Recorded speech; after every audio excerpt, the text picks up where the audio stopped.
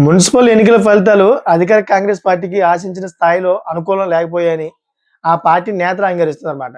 So, సంఖ్యాపరంగా కొన్ని మున్సిపాలిటీలను గెలుచుకున్నప్పటికీ ప్రజల్లో పార్టీకి ఉన్న మద్దతు ఆశించినంతగా లేదని, ఈ ఫలితాలు చూస్తున్నాయని, ఈ ఫలితాలు భవిష్యత్తులో చాలా భయంకరంగా ఉండొచ్చని చెప్పేసి రాజకీయ వర్గాలు భావిస్తున్నాయి.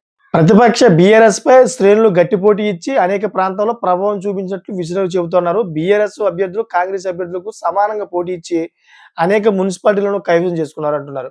సో, కొన్ని ఉమ్మడి జిల్లాల్లో బీఆర్ఎస్ ఆధిక్యం స్పష్టంగా కనిపించిందని కూడా పేర్కొంటా ఉన్నారు.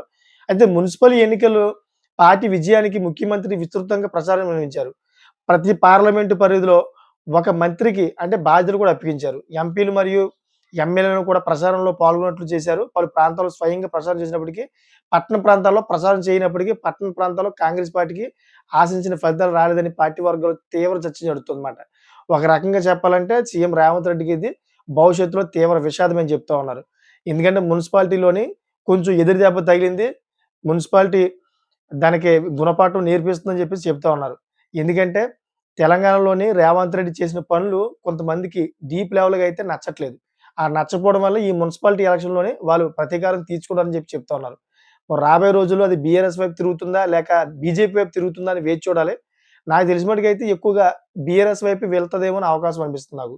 సో, మీకేమనిపిస్తుందో కామెంట్ చేయండి. అదే విధంగా నచ్చితే గనక మరి కొంతమందికి షేర్ చేసి సబ్స్క్రైబ్ చేసుకోవాలని కోరుకుంటున్నాను. Thank for watching friends.